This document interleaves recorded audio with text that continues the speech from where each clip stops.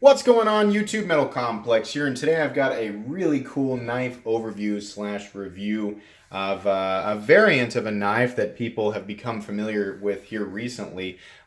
This is the Zero Tolerance 0393 GLCF, which you can see right there. That stands for Glow Carbon Fiber. Now, I'm going to save a whole bunch of you a lot of time. I'm not the only person to review this knife. There are other videos. A lot of you are here just to see one thing, and that's what the scales look like when they're glowing. So let's go ahead and just do that real quick. We're still getting hit by storms in Kansas, so I'm still using this LED floodlight in front of my display here, which you guys can see, and it's reflecting up against my windows. And then it's bouncing off my blinds, which are white, and that's creating the light that I use for these videos. It also right now is serving as a way of charging these scales. So here's what it looks like.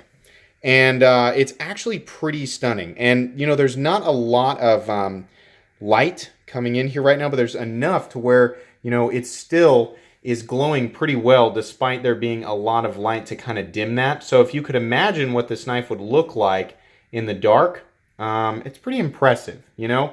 Now, the glow effect does not last very long. You'll be able to watch it kind of fade out here on camera as we talk, but it is neat. I'm also going to point out right off the bat, yeah, it's kind of gimmicky. It's not like a tritium where it glows for an extremely long time. It's not really even that useful. It's really just neat. That's about it. This is just a cool variant of the knife. And there's nothing else really to it. This video is not necessarily, it's not really going to be a review. If you have been subscribed to my channel for a while, you'll know that I've reviewed this knife before, and actually this is the third variant that's on my channel. I never reviewed the original that had the blue and the black on it. I reviewed the one that was made by, it was custom made, it was an aftermarket custom made, but it was semi-mass produced. And I forget, but it was the 20CV version, but it had black G10, a tumbled frame, and a working finish. My buddy Ricky actually picked one up, and then I think once ZT kind of figured out exactly how much people wanted just a plain version of it, they came out with the 0393 SW, or stonewashed version, in S35VN and black G10, and that version was tumbled. Now, you know, they also have the original blue version. They have the bronze scaled one. They have this one, the 0393 GLCF, which is 20 CV titanium and carbon fiber that glows in the dark, obviously. I think they missed an opportunity to do an all black one. Maybe we will see a version of it that's in all black. I think an all black and carbon fiber or all black and G10 might still sell okay. These are all being discontinued right now, and I find that odd. I really thought that this would do really, really well. And I'll say this, my favorite knife from ZT for a very long time was the 0562 Hinderer design. And I gotta say, I think in my head, I had a hard time kind of figuring it out. I've even done a battle here. I think I like the 0393 better, and I was really surprised to see that it's discontinued. And I heard the standard version of the 0562 is discontinued, which makes me wonder, is Rick Hinderer ending his collaboration with ZT, or is he making room for a new knife that he's gonna do through ZT? I don't know.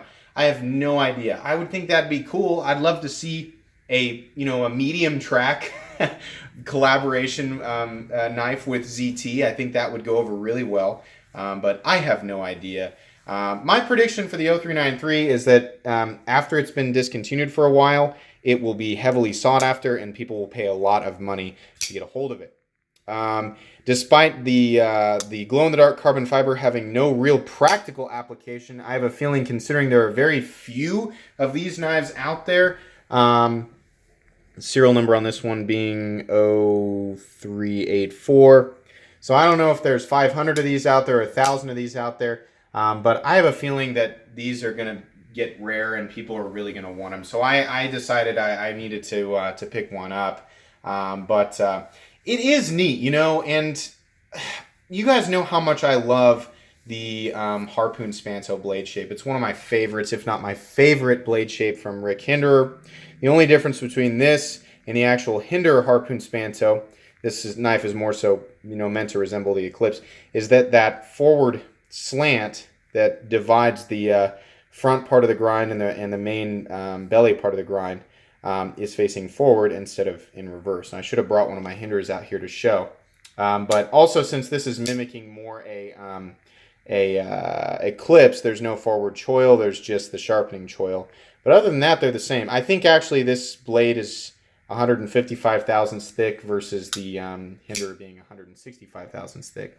We'll go ahead and do the typical measurements and size comparisons that I always do. We're 5 minutes in, so I might as well go ahead and do that. Overall length on this guy is going to be 8¼ inches. Tip to scale blade length 3.6 inches. Actual usable cutting edge probably 3.4 inches. Up against the Ontario Rat Model 1. Rat 1 coming in at 8.6 inches overall. Up against the Spyderco PM2. PM2 coming in at 8.3 inches overall. Up against the Benchmade Griptilian, or in this case the Ritter Hogue, 8 inches overall in the Ritter Hogue. And last but not least, up against the Spyderco Delica. The Delica coming in at 7 inches overall. So this is a typical Rick Hinder size knife. It's a full-size knife, 8¼ inches, right there where I like my knife size, and a nice 3.5-inch blade. Let's talk about the action. This knife is running on bearings. It is brand new, so it's not broken in yet, but it's still very fall steady. Excellent, excellent, nice heavy detent. Oh, love that. The detents on these guys are perfect. Every version of this knife that I have ever handled has been perfect. This is now the 5th time that I have handled an 0393, and the 3 that I have showed on the channel, and then 2 separate models from Cabela's at 2 different times I went to a Cabela's. So I mean, these are like the most consistent knives that I've ever handled from Zero Tolerance. And if you guys haven't, I mean, if you're watching this in the future and they're long gone, then sorry. But if you're watching this like the day that I uploaded or within a couple of weeks of me uploading it, honestly, if you have a chance to grab one of these variants out there, I mean, the blue and black one I think is on sale right now for like $200. In my opinion, they're definitely worth it. If you've been considering one, find a variant and get it. You'll be happy that you did. And I have this feeling that they're going to be one of those models that people decide they really want like months later, and they're all discontinued, and everybody's going to jack the prices up on the secondary market. I just feel like that's going to be the case. Maybe I'm wrong. Let's go ahead and weigh this guy. This is a non-typical review from me because I've already reviewed it, so I'm just sort of ranting. This scale. Okay. Weight on the 0393, 4.94 ounces. Let's go again. 4.94 ounces. So right just shy of 5 ounces. A lot of people are going to say that's too heavy for me. I can't carry it. A lot of people, myself included, really like that weight. You have the typical bracing lugs that are common on Rick Hinder knives and ZT knives alike, especially the Hinder collaborations. Those are bracing directly on titanium.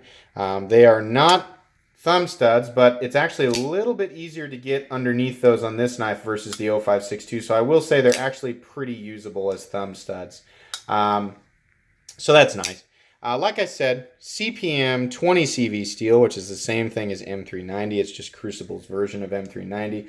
On this particular blade, you have a working finish. So it's not like the stonewash finish that you see on the SW version of this model. Dark working finish. It does contrast really well with the standard look of the carbon fiber. I don't know if you guys can tell on camera here, but when the carbon fiber is not glowing, it has kind of a ghosty look to it. It's not like regular black carbon fiber. The in between, the weaves, there's some lighter parts, and it's kind of like a gray or like a smoky carbon fiber until you go to charge it up and get it to glow. Then, of course, I'm going to do it again just to show. Then again, everything lights up and glows. But when it's just sitting there, in its normal appearance, it has kind of a light, smoky look to it, and I kind of like that aesthetically.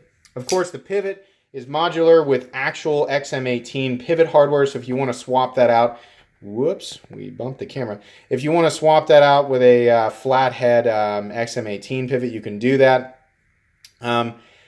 I don't really like the style of this. I mean, I like this shadow boxing up here. I wish they would have just continued that for the entire frame. You know, you leave that little bit of the titanium out, and then those models that have anodized titanium underneath there are still able to show off that contrast. So I think they kind of missed the mark there. They're imitating what Hinder was doing on his Maximus models, which is much the same, partially shadow boxed on top and on bottom and down here, and then it's kind of cut out right here, showing more of the titanium. I just don't like that, and it looks odd. I will say everything's nicely rounded, you know, just like the other 0393 models that I reviewed. Everything is, I mean, just fit and finish in general is just great. Couple of standoffs back there. You have an actual Rick Hinderer modular pocket clip that is mountable on the left or right hand side. And this filler tab is also modular with official Rick Hinderer filler tabs. So you can switch those out. So again, to recap, and I did a video about modular Hinderer hardware with ZT models, the pivot, the pocket clip, and the filler tab. You can switch all that stuff out. The aftermarket is loaded with scales that you can get for this thing, shadow boxed and just like these original ones. And I think there's even some official, not really official, but I've seen websites carrying a multitude of swappable scales and things for this. So I think you can get that stuff if you want it. Really nice all the way around. There is a steel lock bar insert in this tiny little, it's like a liner lock. It's like a titanium liner lock, I guess, under overlays. I don't know if I want to call these scales, but whatever. They act like scales. This acts like a really thick liner lock. That's essentially what it is there. You can see there, it's locking up at like 20%. Plenty of engagement, no blade play up, down, left, or right. It'll just lock up harder over time. I don't know if the chip actually acts as the over travel stop, but the scale definitely does, if not the chip there. Here's what I like about this design. It's like I understand designs where, you know, the frame lock is open and you putting pressure on it keeps it locked into place, but it also kind of changes, you know, how much wear, you know, how much that lock bar is wearing into the steel. So it's kind of a teeter-totter, you know. On a design like this, the harder you squeeze, the faster that lock bar is going to wear in, but you're more secure. On a design like this, you can squeeze as hard as you want, but that scale keeps your hand from interacting or altering, you know, the lockup engagement. So potentially the life of the lock bar could be longer, but maybe there's a higher risk of the lock bar disengaging. I don't know. I don't think so. Honestly, I tend to prefer this style a little bit better. A thick liner lock with a steel lock bar insert that is covered by the scales so that my hand doesn't change things. Because, you know, the use that I'm going to apply to my pocket knives is never going to be rough enough where, you know, the lock bar could potentially disengage. So I prefer a design like this where I can't alter, you know, how much engagement the lock bar has on the blade tank. I want that to occur naturally.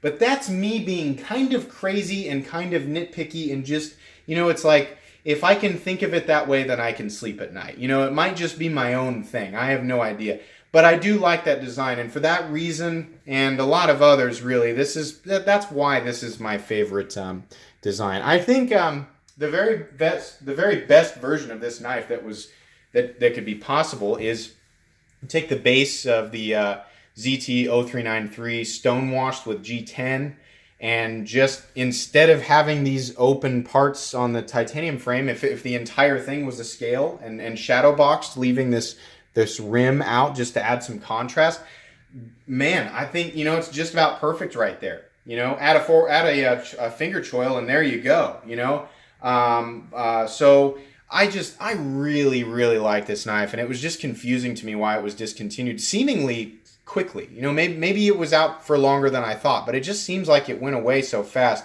I've said this before. I think they should have started the same way they always do with their models. Start with the S35 and the G10 version and offer it for, well, I wish they'd offer it for $175, but they generally start at $200.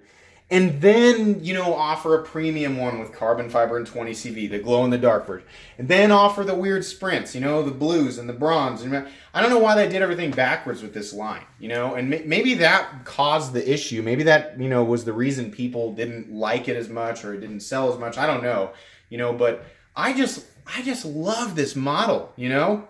And it's just sad to see it discontinued so quickly. So, like I said, as of right now, if you have a chance to get one for a reasonable price, they're kind of all over the place. Some of these models are going for less than their original retail because they're on sale. And some of the discontinued variants or Sprint are going for a lot more than their original retail. You know, look all over the place. If you can find one for a price you can justify, it's probably worth grabbing. That's just my opinion, though. I may be wrong. It may never be worth more than what, you know, ZT originally asked for it. I just have this weird feeling about it. But in any case, guys, I'll go ahead and charge this guy back up and show it one more time. In any case, guys, that is going to be about it for this for today's video. As always, if you enjoyed this video, please leave a like. If you'd like to check out my other content, I do, of course, have lots of videos of knives that are either expensive or inexpensive that I do or don't like. So check those out. And if you enjoy all my content, then please subscribe to my channel because there's definitely more coming. Thanks again for watching and have a great day.